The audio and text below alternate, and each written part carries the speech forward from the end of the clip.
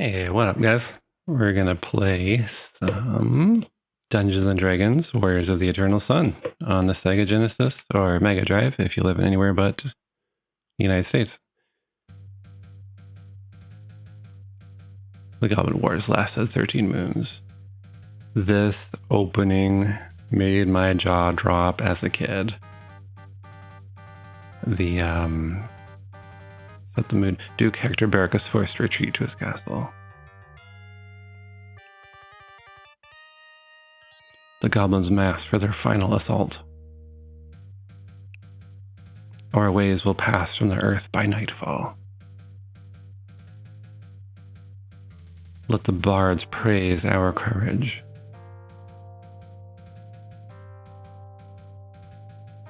Straight up blood in the opening cutscene.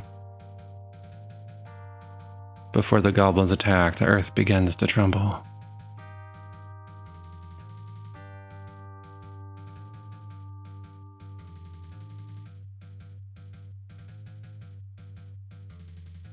The sky rips open. Man and goblin alike are sucked into the void.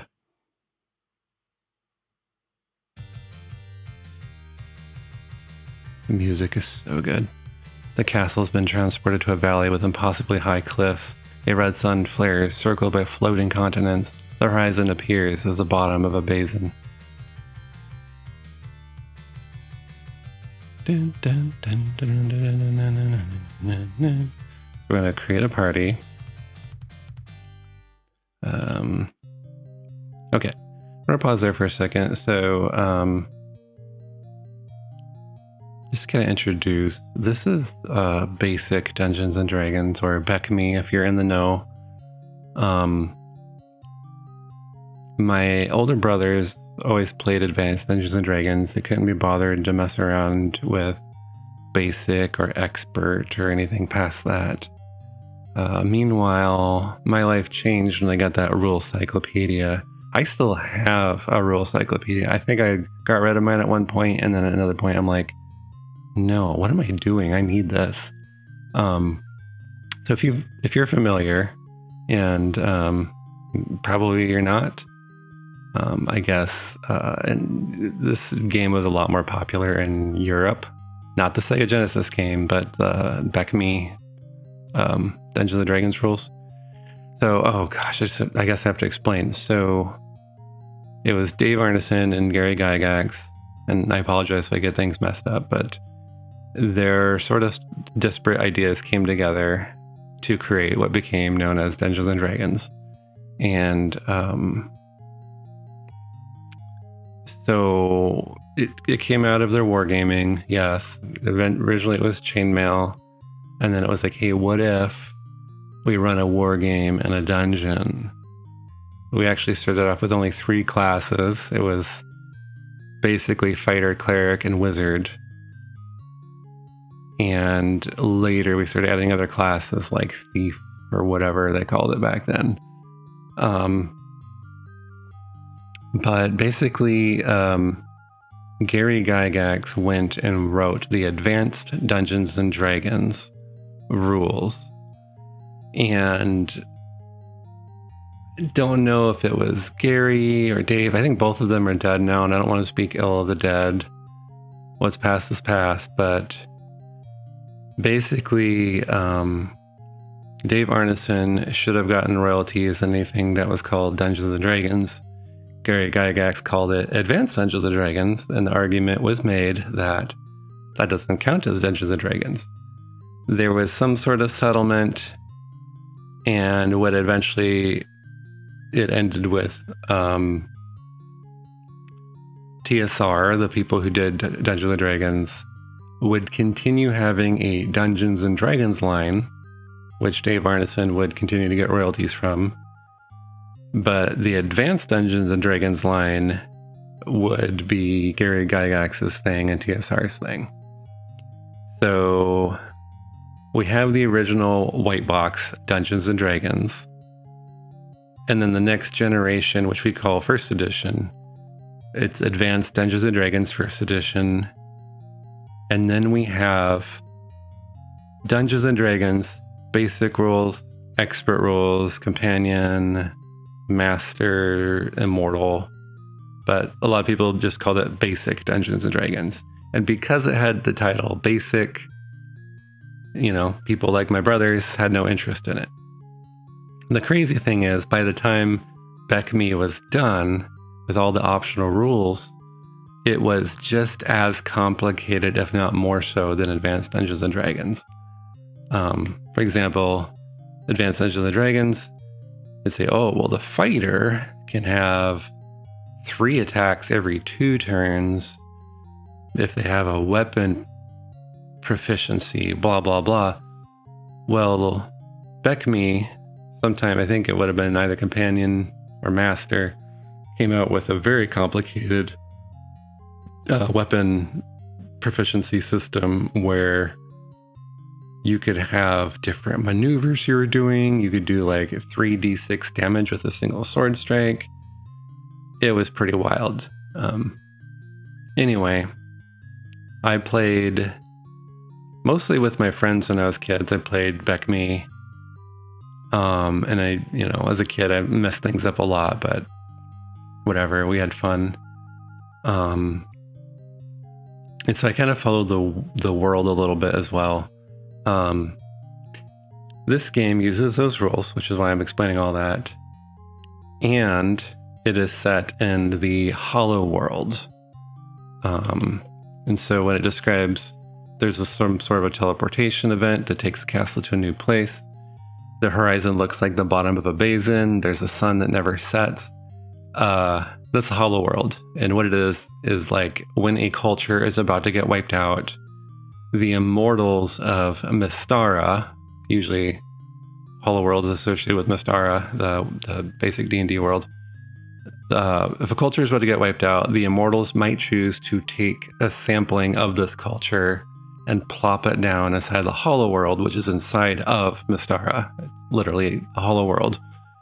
And basically, these cultures are kept sort of separate, and they're sort of kept as like museum replicas in a way.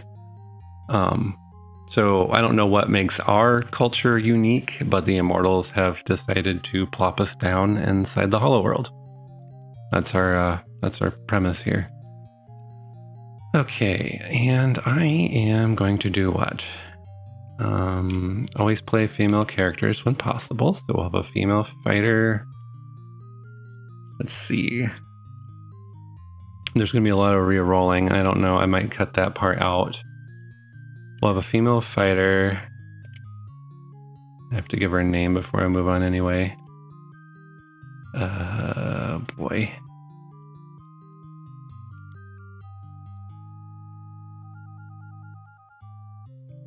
She looks like a red Sonia, so I'll call her Sonia.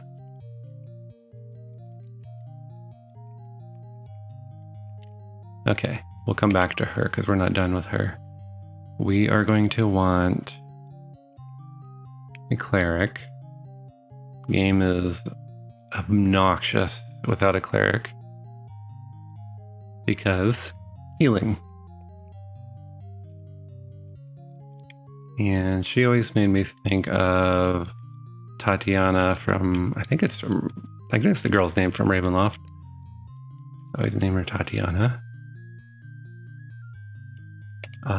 Let's see here.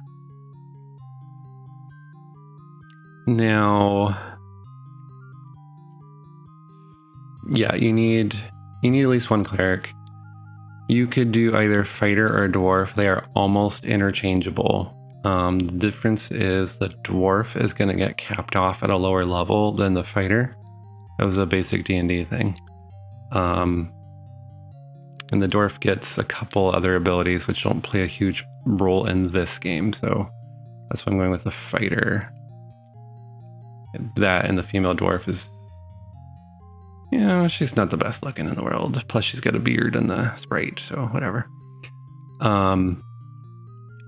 Then you can kind of choose between, do you want a magic user or do you want the elf?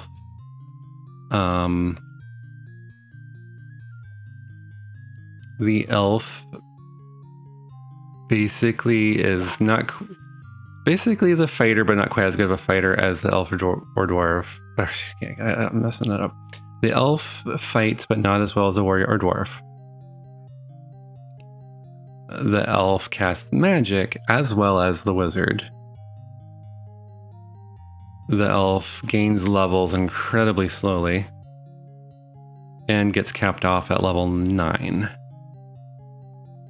So that's a thing to consider. And then it's actually kind of funny they have the demi-humans next to the one that they kind of are. And then the thief and the halfling are completely disposable in this game. I usually play through without using them at all. But I think I'm going to try using the thief. Kind of a little bit of a challenge, a little bit out of... I have some curiosity. There's a dungeon that's full of traps. And I'm curious if the thief will actually do anything with that. The halfling is a really weird quirk in this game. Actually somewhat tempting to pull the halfling instead of the thief, actually. So the thief maybe can disarm traps, not sure.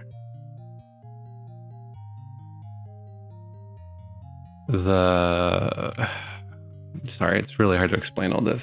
Basic D&D had some really weird things. So thief has some traps, maybe. The thief also had basically a stealth. It was like move silently or something stupid. It's beneath the hood in this game, so you don't need to worry about it. I think it's just called hide. But basically the enemies can't attack the thief in the overworld if the thief is hidden. And then when the thief attacks from hiding, they get a bonus to hit and then do double damage. So there's a weird quirk with the halfling that in the overworld, they have a higher chance of hiding. Like they start at like a 80 or 90% chance of hiding. They get the backstab, which they're not actually supposed to get in this game. Because that's a thief-only ability. But they get the backstab, and there's a way to kind of exploit it where you can basically be hidden throughout an entire dungeon, and so your thief or halfling, if they're hidden, will basically be doing double damage the entire dungeon. It's kind of an exploit, but it's also the only thing that makes this thief and halfling worth using, so I don't really see it as much of an exploit. So anyway, we have a fighter. We've got a cleric. The choice is, do I take a wizard or an elf?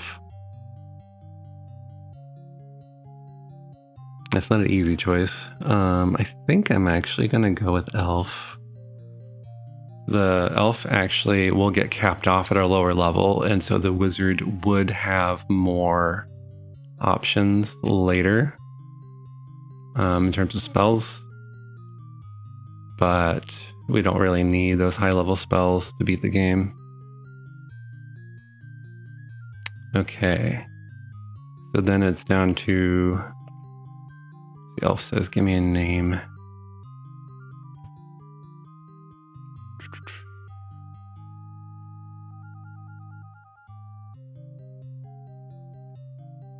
I'm going to do Sabrina for reasons.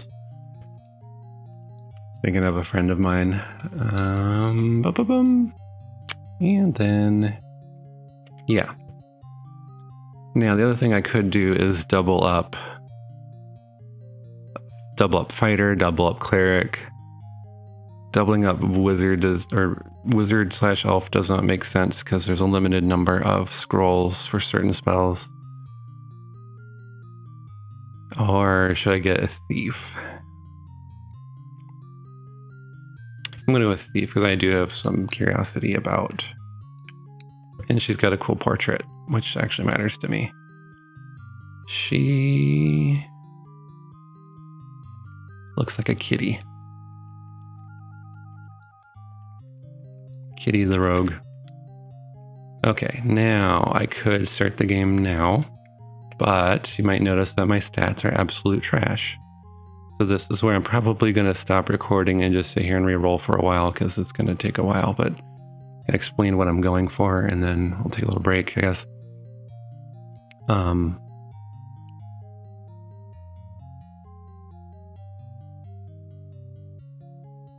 So strength determines your 2-hit and damage bonuses in melee. Intelligence does nothing at all in this game. Wisdom, I don't think does much. It might be a bonus to saving throws. Dexterity is a direct bonus to armor class. Constitution is a direct bonus to hit points. And then charisma does nothing at all in this game. In terms of what I want my fighter to have the highest possible strength, dexterity, and constitution. And so I go down to roll again. And in this game, they are rolling 3d6. And they do look like maybe they're doing a drop the lowest, because I'm seeing it leaning more towards the high numbers than the low numbers. You might notice there's no rearranging of stats, so I just have to roll and roll and roll until I get stats where I want them. And you can see that this is going to be tedious. And there's no way to raise your stats in the game, so you don't really want to start off with bad stats. Okay, so the other thing I want to point out is you see the hit points. This was never a part of basic D&D that I knew of, but I like it. At level 1, you start off with max hit points, which is actually how it works in 5th edition.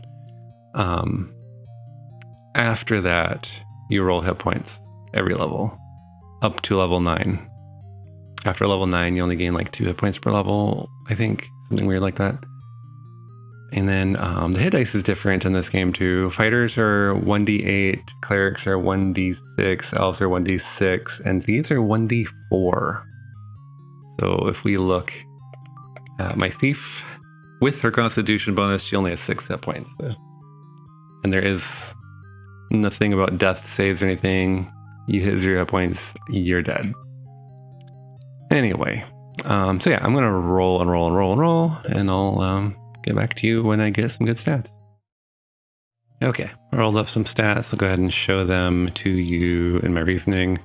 So Sonia's got strength 17, dex 16, constitution 16.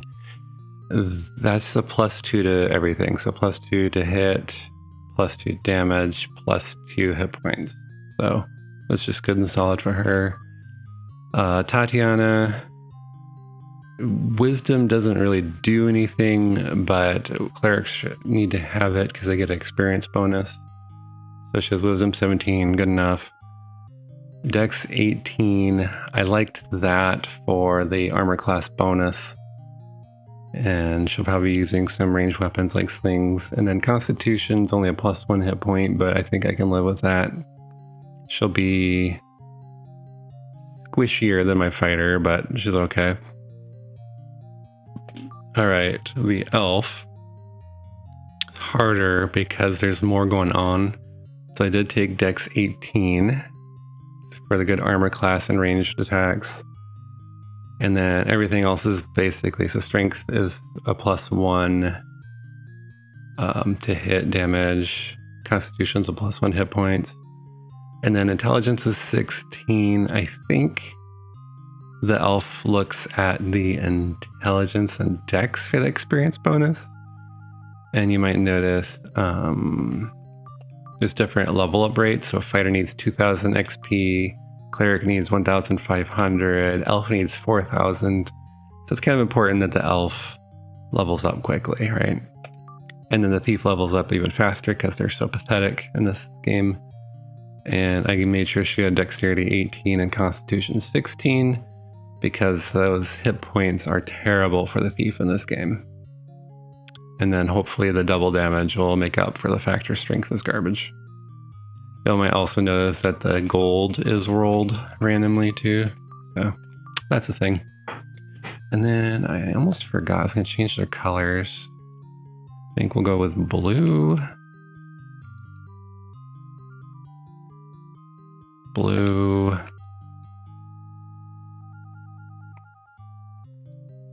Now I have a problem. No? Okay, looks fine. blue shield, and then I don't know about the blue cape though, because makes sense. She's trying to hide. Although green looks better. I'll do green. The color thing is nice because if you have more than one fighter, you might want to have them have different color shields so you can tell them apart in combat. But yeah. Alright, we're going to get started.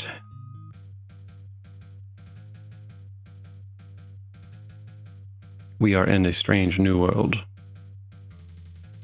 There's a new enemy here. Our people need allies to survive, but the guards must defend our castle. You have been chosen to explore our new home. The gods have given us a second chance. Serve me well and bring us allies.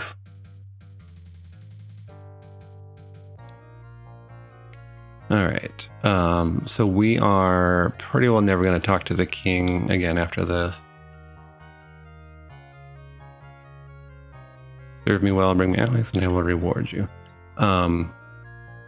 I mean, we can talk to him, but there's a certain point where we actually want to avoid talking to him because he will permanently throw us out of the castle for reasons we'll talk about when we get there.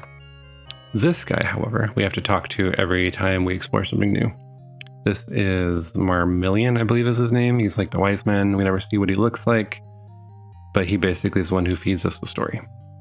It is good to see our wise duke has assigned this important task to such brave adventurers. Please bring me any artifacts you find so that I may study them and learn more about this strange new world. I will pay you well for anything that can help me in my studies. Hopefully what I learn will benefit you as well.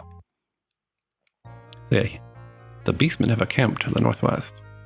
So yeah, he will actually give us money at certain points. I've heard a rumor there's a monster in the city's dungeon. Yes, there's people to talk to. Pretty normal. Good luck on your journeys. Now, this is something weird I did not realize right away. There are secret dungeons. Let's see, not here, but there are secret dungeons in the castle. And I'm right off the bat, I'm going to switch over to normal hit points, not bar graphs. And there's not much to these dungeons. In the castle at least. But there's the monster. That was a beastman warrior. There's a giant rat.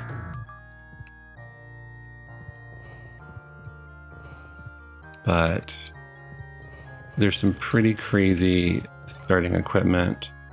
You enter a large area used for questioning prisoners. Gauntlets of ogre power. Technically, that should give Tatiana 18 strength. I've noticed it doesn't seem to always help in combat. I don't know why that is. I don't know if there's a glitch or what. But, we'll kind of pay attention to that. But basically, she has maxed out strength now, which is pretty cool.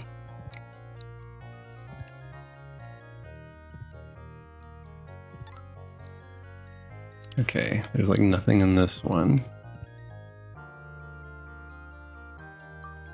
So yeah, it's kind of a weird little boost to your early game if you go and just walk into random corners.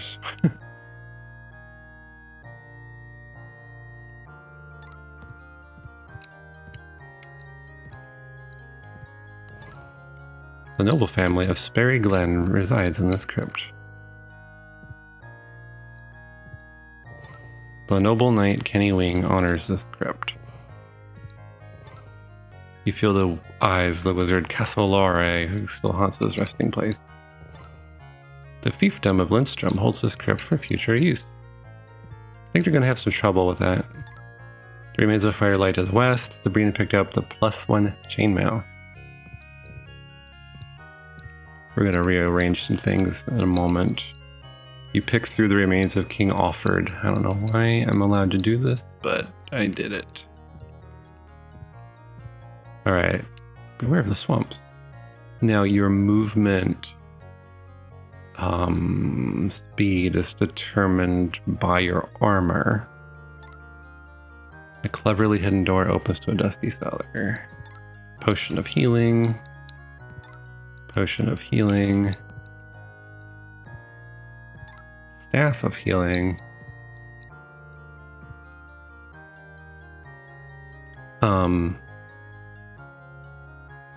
So normal plate mail is actually going to be better than +1 chainmail, but the +1 chainmail doesn't slow me down as much. This is the magic shop. We're going to actually push through. The secret panel leads to a magic laboratory. Wand of lightning. So yes, I'm a first level team, and I can shoot off sleep spell, which my elf already has, so it's worthless. And can I sell it, is the question. Yes. She already has that spell, so I just got 600 gold for free. But yeah, I can fire off lightning at level 1. Good luck on your journeys.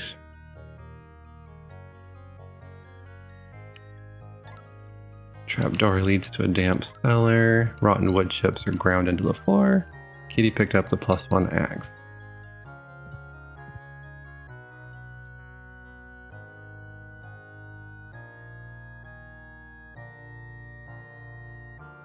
Alright, and then I think there's one more decent thing. I think it's a +1 sword.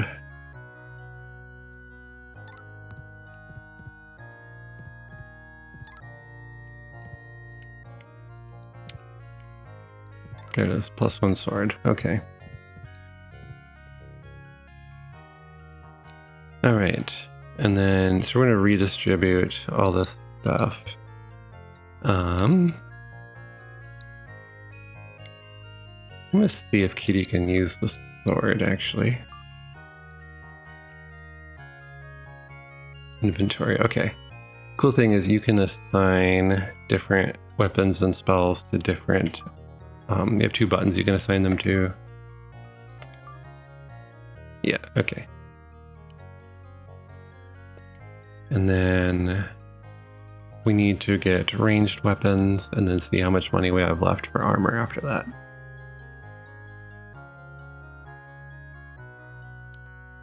Yeah, so sling for 2 gold. Sling. Sling. Sling. Okay.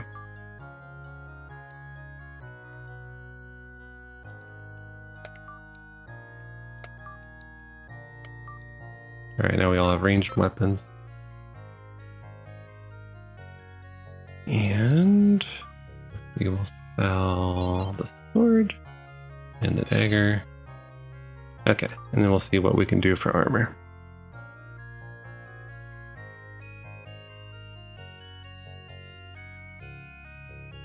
Just leather armor, okay. Pretty sure nobody started with leather armor. Yeah. So leather armor, and let's try this one, leather armor.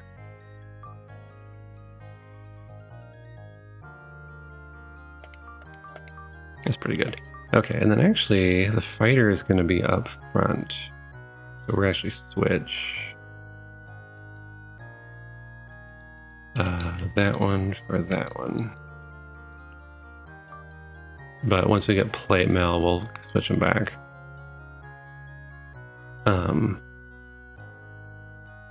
Just because the fighter's up front, and the only other thing is leather armor. Okay. And then that's it, we're ready. So, this is the kind of game where you are supposed to save frequently, because if you die, you die. And you can also get crippled. Later in the game, your team can get crippled by like people dying, and later in the game you lose some of the main ways to revive, so you gotta be careful. So technically I'm supposed to go check out the Beastman camp to the north.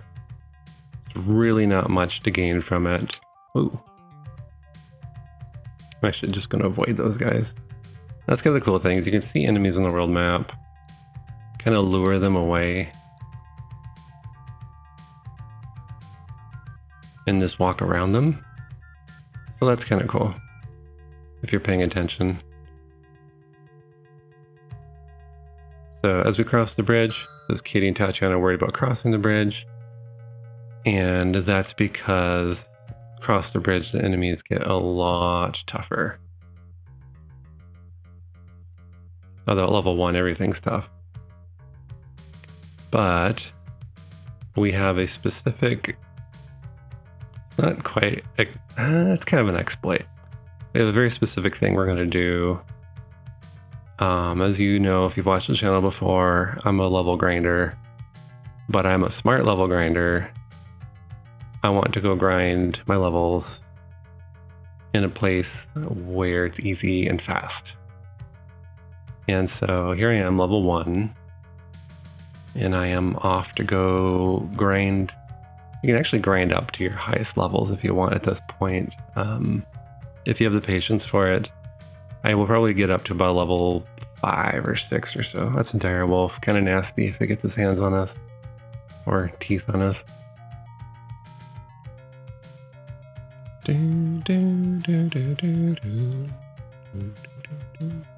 Alright, there's a volcano. If we go there, we'll die. Like, almost instantly, because fire. We need rings of fire resistance to get up there. By the way, there's a map. You can kind of see that's the whole valley. And then there's a couple sub-regions. The swamp and the jungle, I think, is basically it. Everything else is in the dungeon. Or a dungeon.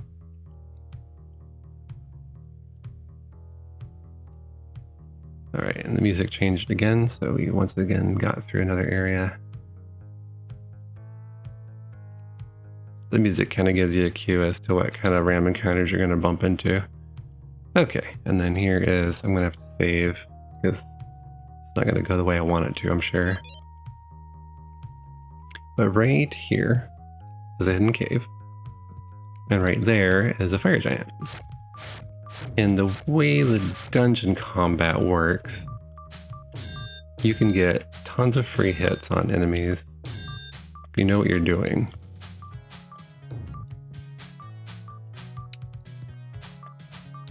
You just kind of attack them. The whole team can basically get a free hit as the fire giant approaches, and then you can just back up and run away. Now, one mistake I see people do, don't understand how this game works. If you back yourself into a wall, the enemies actually attack faster, which is awful. You probably heard somebody go, yeah. That's because my cleric is level 3. She gained 2 levels.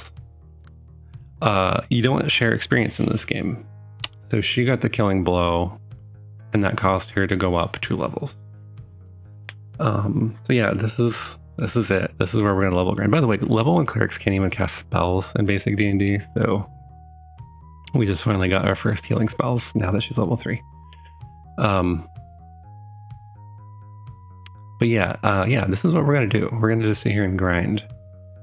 And one thing you want to do is save the game before you start grinding, because your hit points are rolled randomly. And with the cleric, she could have a maximum of 21 hit points right now, but she has 18.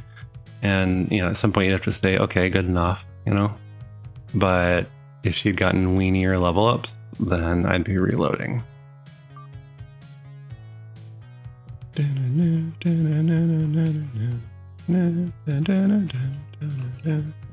fact,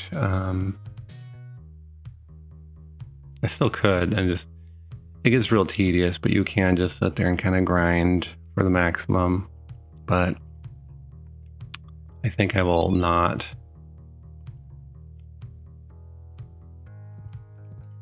Alright. So you can just hit him with missile weapons until he approaches. Whack him with your sword when he gets close.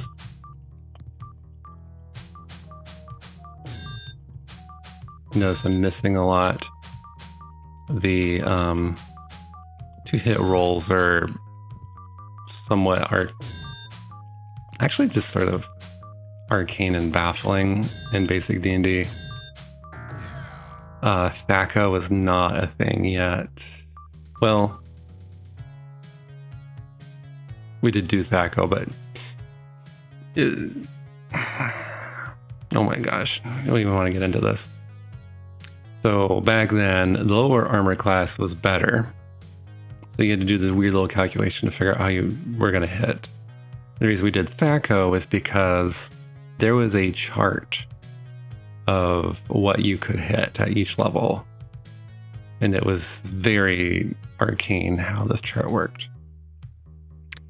Anyway, oh, actually that was a pretty good level. It's gonna reload, but actually she's only 1 hit point short of her maximum possible, so the elf will keep her level up.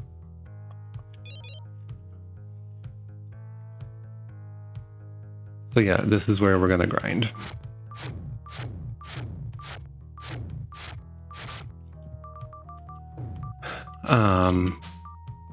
Anyway, trying to explain the 2-hit thing. Basically, you hit like hot garbage for a while. Like levels 1 through 3, I don't think your chance of hitting goes up at all.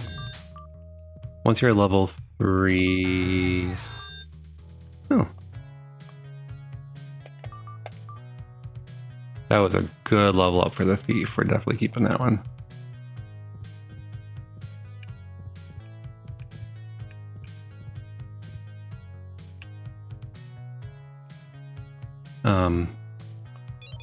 So anyway, a long, confusing explanation for your characters can't hit when they're low level.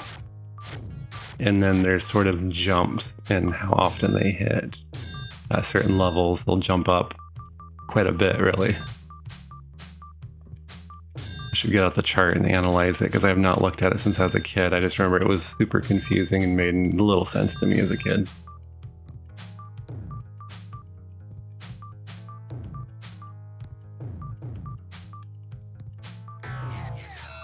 Okay,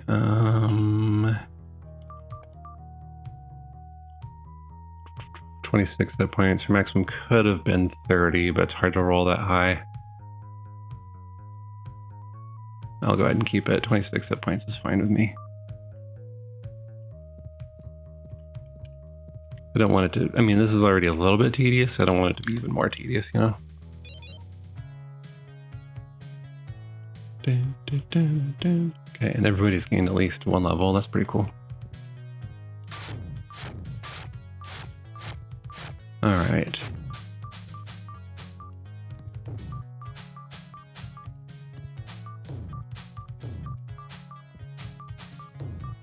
One of these times I should let the giant hit me so you can see how bad that is. I don't know what the damage roll is for the giant, but it is ridiculous.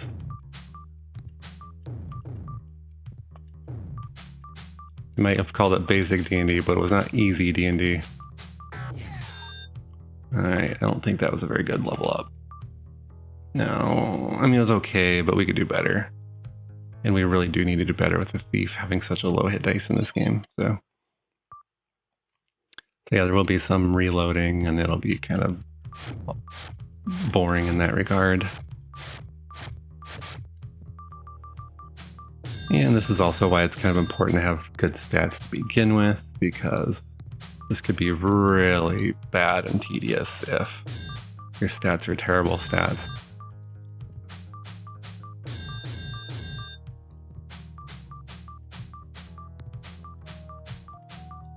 So many missing.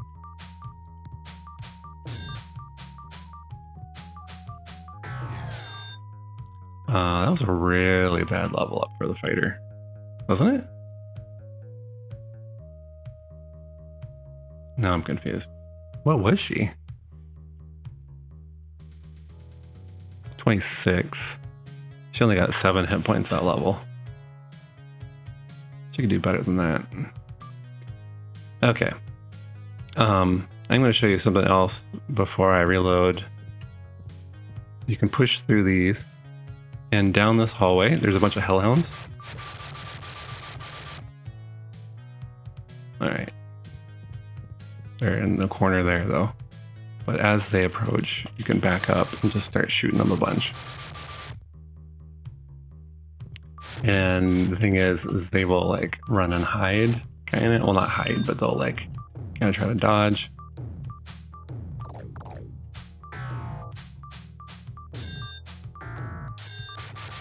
So yeah, I'm shooting these ones, and you see them like run, and then you can kind of like wait and see if they'll come back out, and then you can shoot them again, and then they'll run away. So the enemy AI is very easily exploited in the dungeon sequences. So it's a weakness of the game, but it's also, I don't know, to me it makes it fun because I love exploiting games.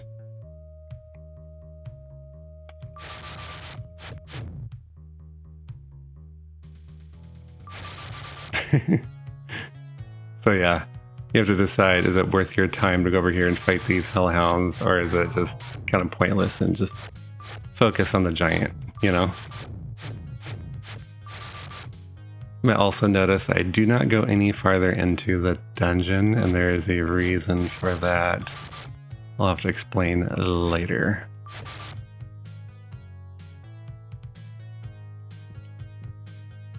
Did I ever kill that thing? Nope, there it is.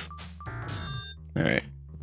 So anyway, you can get more XP off those guys. But also, I'm going to go ahead and let you see what happens when the giant actually gets a hit on me. And why it's important to kind of cheese him as much as you can. He missed. 16 damage. No, yeah.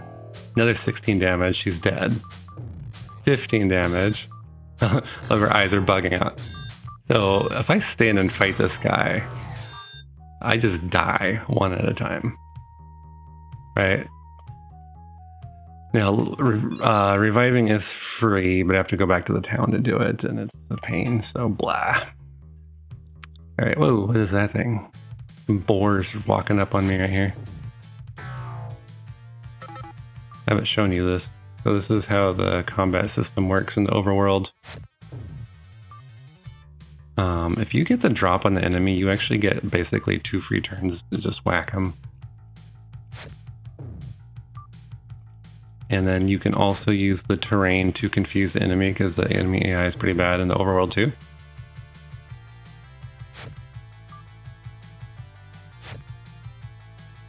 So you got stuck in the bush. So you can actually defeat some enemies in the overworld that you maybe shouldn't be able to, just because the AI is pretty bad. So, you know, use the terrain to your advantage, I guess. Just saving the game because the thief got some XP without leveling up, so. Alright, I think I've explained most of what we need to do here, so I might probably put in another break while I do some level grinding. And again, you back yourself into a wall, the enemies attack faster. So if you are kind of panicking in the middle of a fight, you will get absolutely slaughtered. Alright. So yeah, I'm going to go ahead and stop recording for a bit so I can just do some level grinding, and I'll come back a little bit later. Alright guys, I'm back after doing some level grinding. Fighter's level 6 with 53 hit points, which is pretty darn crazy. Cleric is level 6, 38 hit points. Elf level 5 with 30 hit points, and then Thief level 7 with 42 hit points. Pretty good start. I kind of want to get the elf up another level maybe, but this is a good time. I usually wait till I'm level 5 or 6 and I have a lot of experience towards the next level before I do this next part. And that is, I actually don't really want to fight the fire giant. I am going to kill the hellhounds just so they don't sneak up on me at an inopportune time.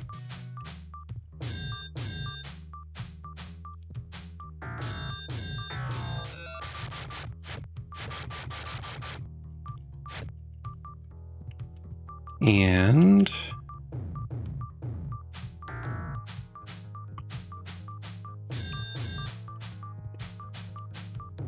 these guys are being super obnoxious. Okay.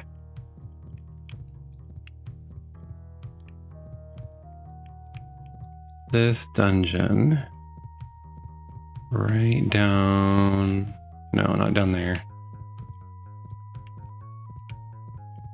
Oop, Sabertooth. Maybe it was down there. Ow.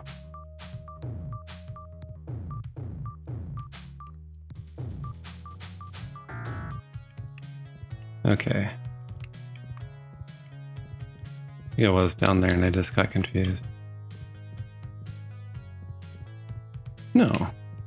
I missed it. There's a turnoff I missed. Sure, if I looked at my map, I'd see it right away.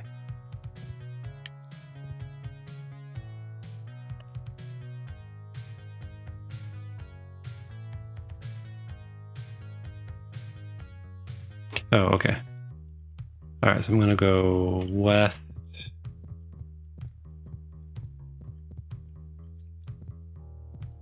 Not down that one. That one leads you to the volcano, which I do not want to go down. There. Down here. Believe it or not, there's a freaking red dragon in its horde. Its AI is just as bad as the other creatures.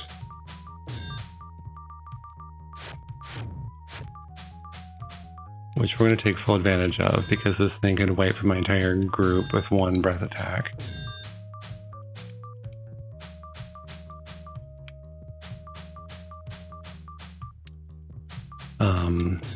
Red dragons are very vulnerable to the entangle spell, which I don't have yet.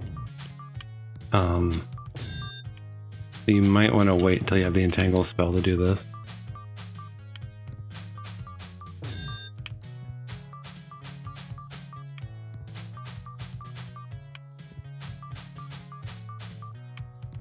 And my big concern is I didn't want to level up while I'm in here because I don't want to have to redo this if I get a bad hit point roll. But I might just go with it anyway because who cares? Okay, so Elf got the killing blow. Let's see. And she still has plenty of experience points to go, so perfect.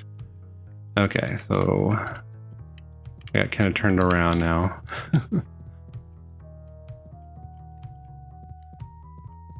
This way? No. This way? This way. Okay. So I kill the dragon. +2 sword, +2 shield, mounds of jewelry, stacks of gold, +1 bow, pile of gems, +1 plate mail. Okay. Now, the reason I wanted to have a lot of experience before the next level up is picking up money actually gives you experience points. And I did not want to force that level up. Okay, but now let's take a look at what we've got. Transfer item, actually. So the fighter's up front. We want her to have the plate mail. Either the cleric or elf can use the chainmail. And I'm going to give the chainmail to the elf. Oh, I just realized Thief can use the bow, though.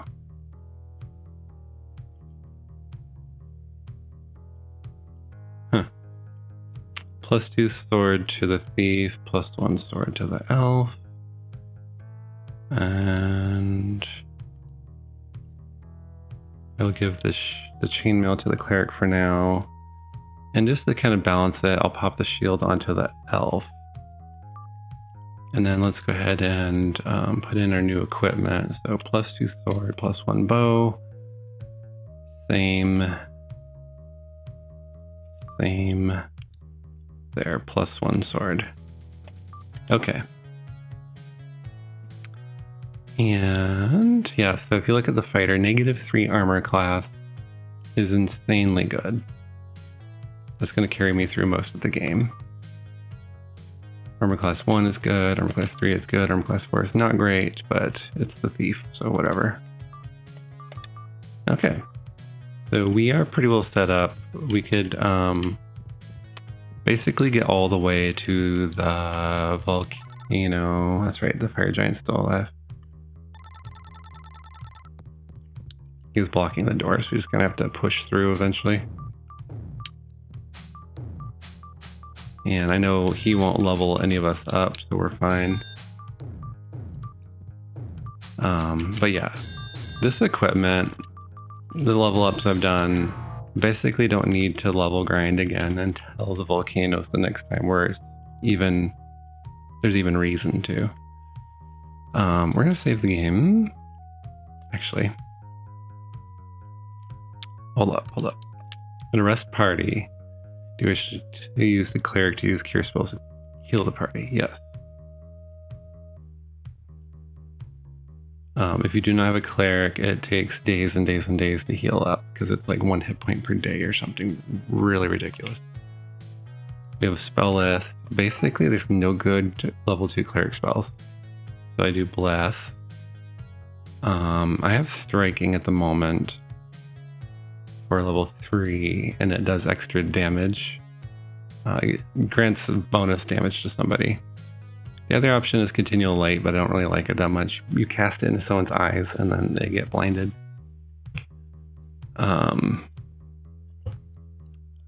Sabrina can cast level 3 spells, but I don't have any learned yet, so she's kind of stuck. So the party will rest for 8 hours. They'll regain their spells. The cleric will cure. And then we're good. Okay. Actually, I still not going to save the game yet, because I'm going to show you one more thing. And that is the thief hide ability. Fails usually, but you can spam it until it does work. And then put your weapon back on, go into the dungeon, and the hidden trait does not get removed in the dungeon unless you find a way to rest. There's no other way for it to go away. So you'll notice the thief will hit more often and do crazy amounts of damage, like 14 points of damage. Which I should have done that before I fought the dragon, but whatever. And it makes fighting just about everything easier. It's only, I think if I remember right, it's a +4 to hit and double damage. And that's significant in a game where you miss more often than you hit. So, alright, having done all that, we're going to go to our first real dungeon that we're supposed to be on, and that would be the Beastman Caves. Oh, we have a huge Beastman. These guys are good for money at this point.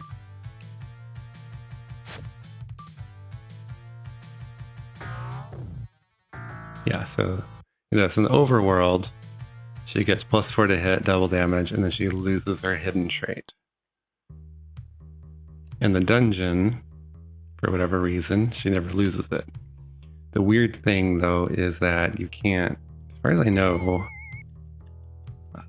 the halfling can't hide in the dungeon, so they have to hide outside and then go inside. I'm not sure about the thief.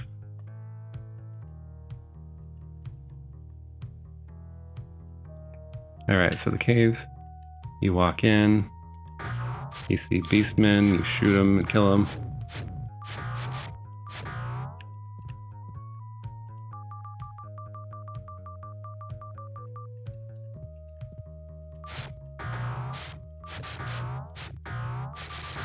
All these misses.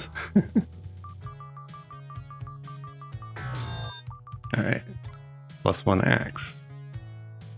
Alright, everybody already has +1 weapons except for the clerics who cannot use axes. Bits of cloth and meat hide a small bone pipe. Those are artifacts you either give to Marmillion or you get money for. And what is it? Just ground slopes sharply to the west. So you go through here, I end up on the top floor. Or the second floor. There's actually 3 floors of the dungeon, but they have different entrances. It's a little keep on the Borderlands-y right there. the famous dungeon that was like B1, like the first basic. Actually, B2, because B1 was not really used. Alright, and then here's a whole bunch of beastmen. We're going to punch our way through, back ourselves into a corner, and just kind of fight them as they come.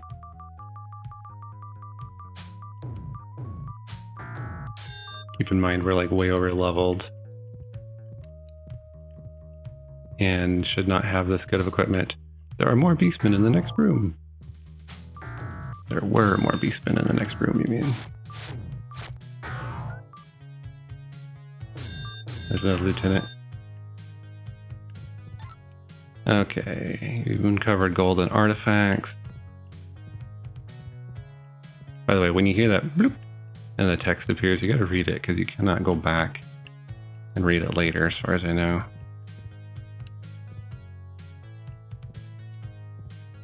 Okay. And then I think there's one more cave on the bottom floor. And then we'll go up to the top floor. You have barged into a Beastman Warrior's cave. Shield spell. Okay. A lot of spells in this game that I just would never use because they're pointless, like shield.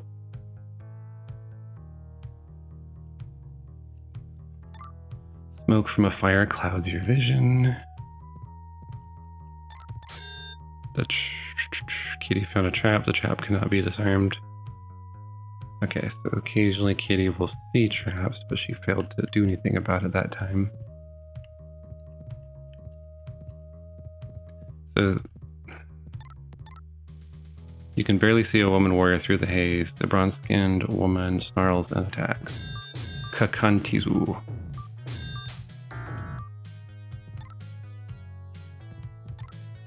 You discovered some gold and turquoise jewelry worth about 300 gold.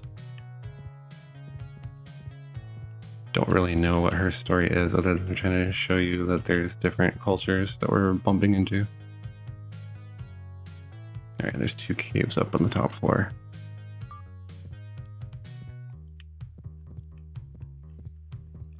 Alright, more lieutenants.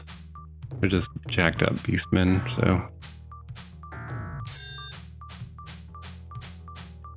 Looks like there's a bunch of lieutenants. Warhammer.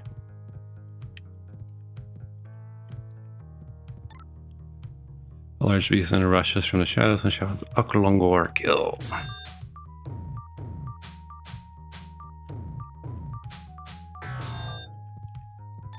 +1 spear, light, entangle.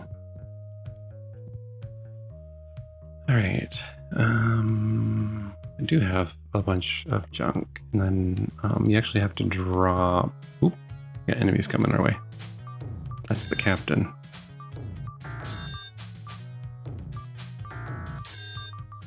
Okay, I'm going to drop any mundane items over here. If you walk over them again, you'll pick them up again, so... Drop the dagger.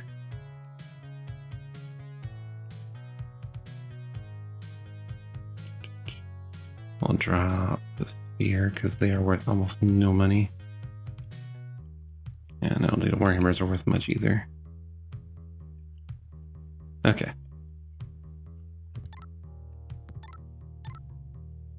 +1 spear.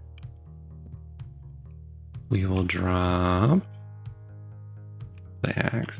That's not worth that much. Okay, we'll keep going. Some of those scrolls will go away because we'll be scribing them. A tangled mass of vines blocks the northern passage. Maybe Marmillion could help us. So going back to Marmillion will get us a magic item that allows us to get through the vines, leading us to the next dungeon / area.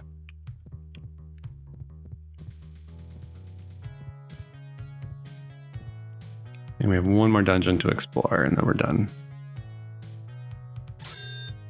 Your lungs burn and your eyes water from the stench of smoldering herbs. A grunt-like chant echoes from northern passage. Grulab, he's like a beastman shaman, and we just murdered him, so that was nothing. It will take a strong person to clear the rocks to the north. The gauntlets give you the strength to clear the rocks. Protection from evil, +1 sword. Alright.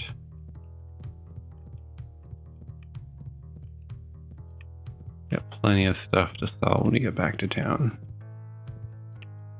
And that's basically it. We are done with these caves because we're going to go back to town. Now, as you explore stuff,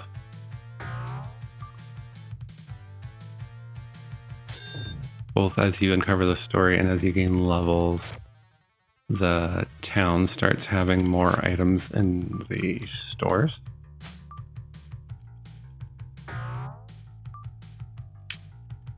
Boy, the chances to hit are just so bad in this game, though.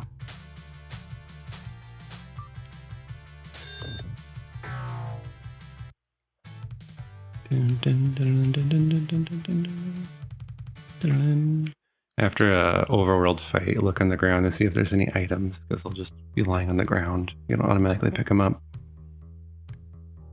At least you get the gold, I guess. But yeah, our party's pretty well jacked. Oh, and I forgot. So if you rest and you have wizard scrolls, your characters will start scribing the scrolls.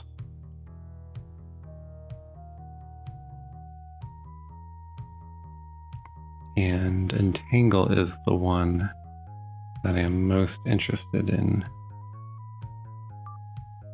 So no, yes.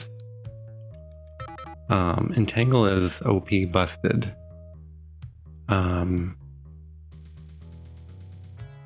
It seems to always work with no saving throw. The enemy is completely immobilized, and you automatically hit.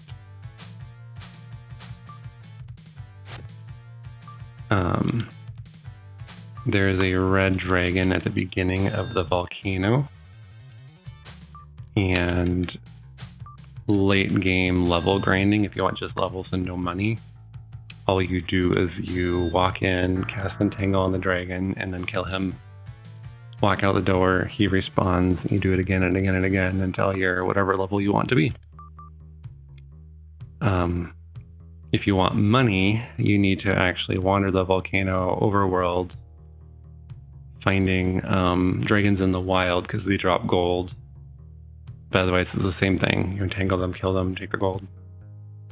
It's slower because you can't control if you get a dragon or if you get hellhounds or fire giants or whatever. But if you want gold, that's the way to get gold.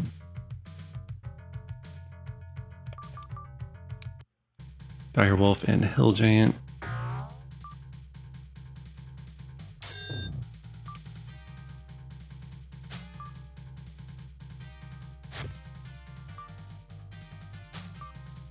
In fact, let's show you the entangle spell.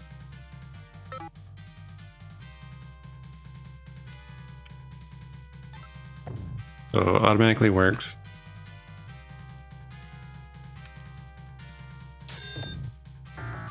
And so Claire crashes. And see, that's why she did 1 point of damage. She should not be able to do 1 point of damage if she has gauntlets of ogre power. So that's why I think the gauntlets are glitched. Because she should be able to do at least 4 points of damage per hit.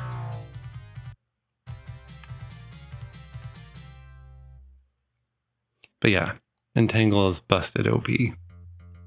So, and I think there's only 1 scroll of it in the entire game, so that's why you only, considering it's like the best wizard spell. Just normal beastmen. Don't really need to entangle them.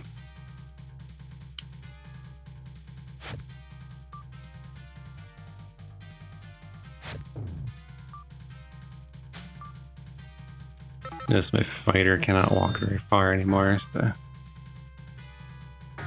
Oops.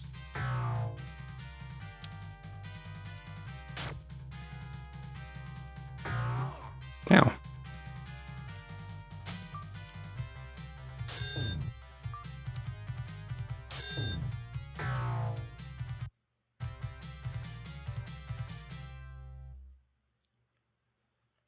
Alright, don't see any items. Another thing to consider as you play is, I didn't really explain this, so you notice that the thief is the one I have selected. If I press the B button, it engages combat, but there's no enemies, right? So what you want to do is have your active person have a bow and arrow. You could actually just sit there spamming the B button. And it would just automatically initiate combat as soon as there was enemies within range. And remember, you get basically two complete full turns before the enemies get to go if you initiate combat. So, it's kind of worth it. We are going to upgrade the fighter and elf to bows just for the range. Clerics cannot use bows. But if there's like a +1 sling, that'd be pretty awesome. Now, as the story progresses, the dialogue will change. I heard there's a passage around the flames. Have you looked there? There's a cavern in the northeast corner of the valley. So some of these are actually pretty important clues. What do we got here? The cathedral once had an extensive cellar, so there's lots of clues. This is the healing guy, by the way, which I'm going to go ahead and use him. Wow, you look a little beat up. I guess we'll heal you this time.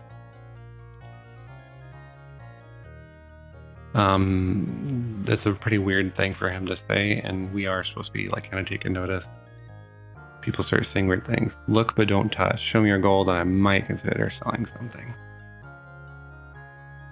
Nice, we've unlocked all the way up to +2 swords, which are way too expensive. +1 bows, which are kind of expensive. I'm gonna kind of put a pin in this and come back, because highest priority is actually to get 2 bows. So 2 bows, and then I just remembered we have a full inventory, so I want to get rid of a bunch of stuff. I think I can only sell things to the people that sell them, I think. So sell the sling. Yeah. The spears.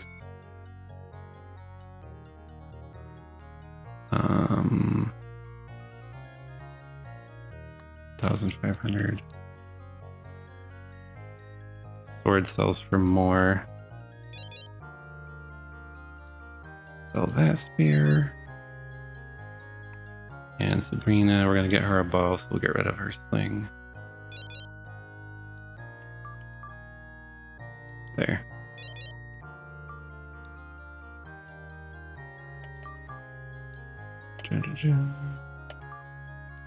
Okay. First priority was getting everybody up to bows. Next priority is to go look at the armor selection.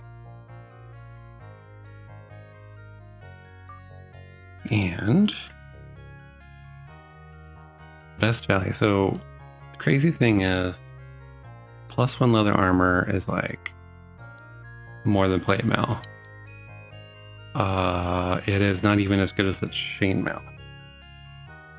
The only reason we're going to get that is because our thief needs it. So we're going to kind of min-max. The plate mail is actually not bad. We're going to get plate mail for the cleric.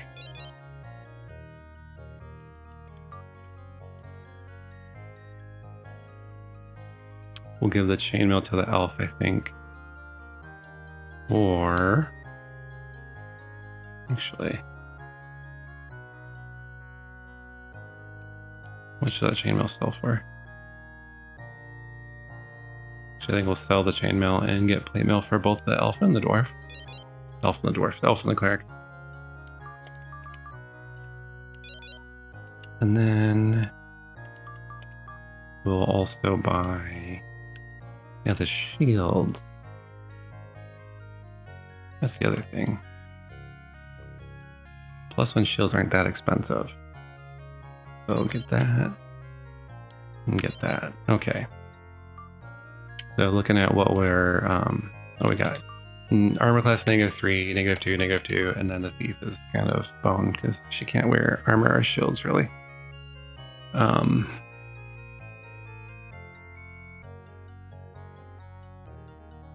Also not sure I really want to worry about it too much, but it could get her the leather armor.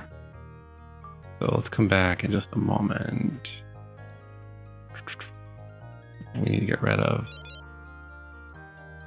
stuff. Alright, we don't need that old shield either.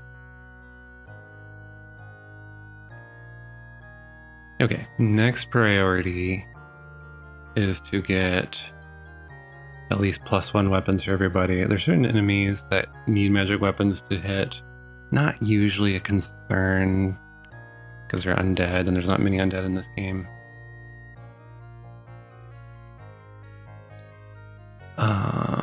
This scroll is going to end up being worthless. You can't sell it, and I don't know what you do with it. Okay. But a +1 weapon is pretty cool because it will give you a +5% chance to hit and then an extra point of damage as well. So, priorities. +1 sling for the cleric. And then after that, the cheapest things that will give us +1s the least.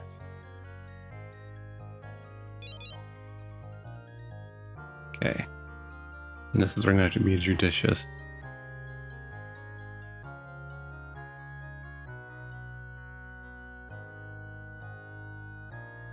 I think what I would like is for the elf to have a +1 bow and the fighter to actually have a +2 sword. So I think that's what I'm going to do.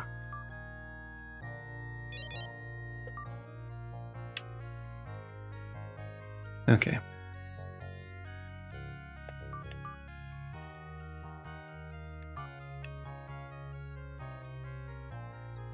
Alright, and actually we have enough for a +1 bow for the fighters too, so we might as well.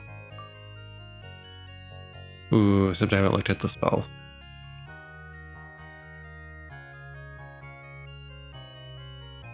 And don't forget to sell the other stuff. Get rid of the axe now. And the normal bow. That sling is done. That sling is done. That mace is done. Okay. Yes, we're going to look at the spells.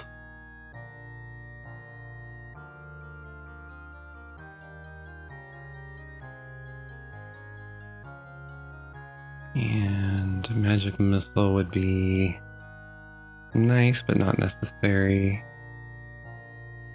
Yeah, okay, we don't need to worry about the spells. And come to think of it, I think we get a scroll of fireball. And a scroll of haste just by exploring the world, so yeah, we'll go ahead and get the +1 bow.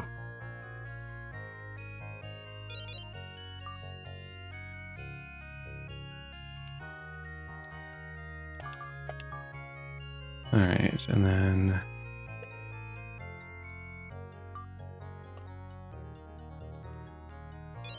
that leaves enough to get the +1 leather armor for the thief. Okay, I'm pretty happy with this actually.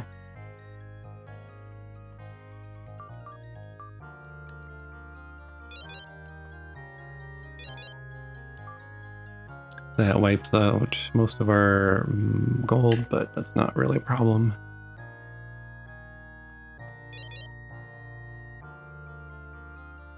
Alright, and we're going to go talk to Marmillion and the king. Always save before you talk to the king, just make sure it's not the time he throws you out. It is good that you have found passage to another realm. Perhaps there you will find the aid I sent you for. Tarry no longer. You must make haste if you are to carry out your charter. I expect you to return with an army to aid me. I'm afraid that people plan to revolt. Beware of that scheming Marmillion. I do not trust anyone anymore. The Duke starts acting weird. I'm so glad to see you all again. People here are becoming edgy. It seems that all they do is bicker and snap. Even our well-mannered Duke seems a bit paranoid. Perhaps this is infernal sun or the feeling of imprisonment in the strange valley. I do hope you'll find some allies soon. It may be just what the people need to lift their spirits. The artifacts from the Beastmen are patterned from items made by an ancient race known as the Askins. It's amazing that art lost for centuries has remained unchanged in the Beastmen culture. The creatures you describe are long extinct outside this valley. I feel like we're in a giant museum. I have an item that may help you pass the tangled vines you found in the Beastmen caves.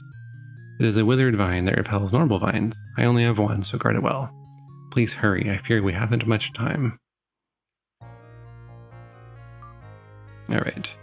We have the key item that'll get us into the next part. I'm gonna go bully the Beastmen camp. Just the flex, and then I'm gonna be done for today. And I'll come back another time.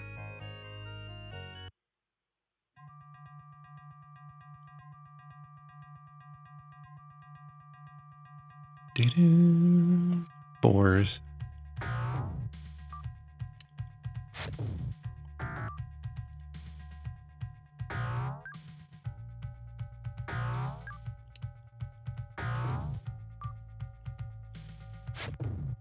So the only squishy member of my party is this thief.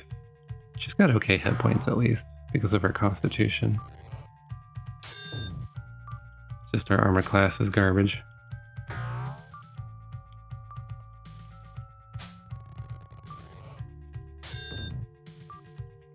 Elf's a little squishy just because of how low her hit points are. But notice these guys can't hit.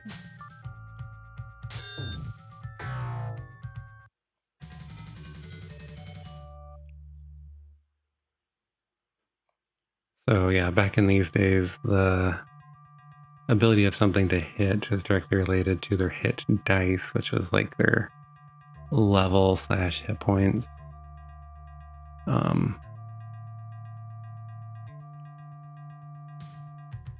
Alright, here's the Beastman camp. This is one of the situations where you can spam the B button because you're about to get ambushed. And then otherwise, the enemy gets the first attack. Look at this though. I'm over leveled and I have good equipment and I just missed like 8 times in a row.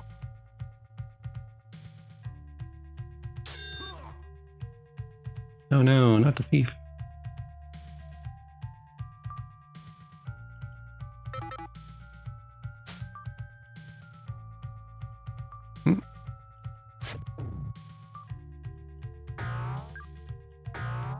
Actually, I want to look up the glitches in this game to see what's going on with that Gauntlets of Ogre Power business. I might do that between now and next time. By the way, these are hairy beastmen, so they're a little bit tougher than normal beastmen.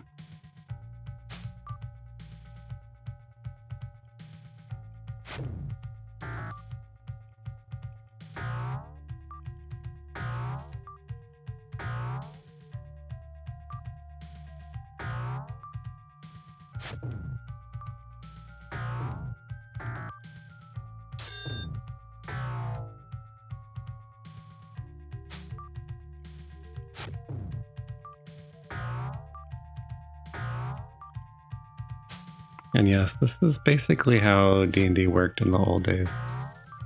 Miss, miss, miss. So, the 5th edition design being based around players hitting more often than they miss, I think was a good innovation. 520 gold, and they dropped a bunch of stuff on the ground. And just normal swords, so not even worth selling really, but whatever. But yeah, that's gonna be it for now. I got other things to do today. And I'll see you next time when we go off to find out what's past the Beastman Cave.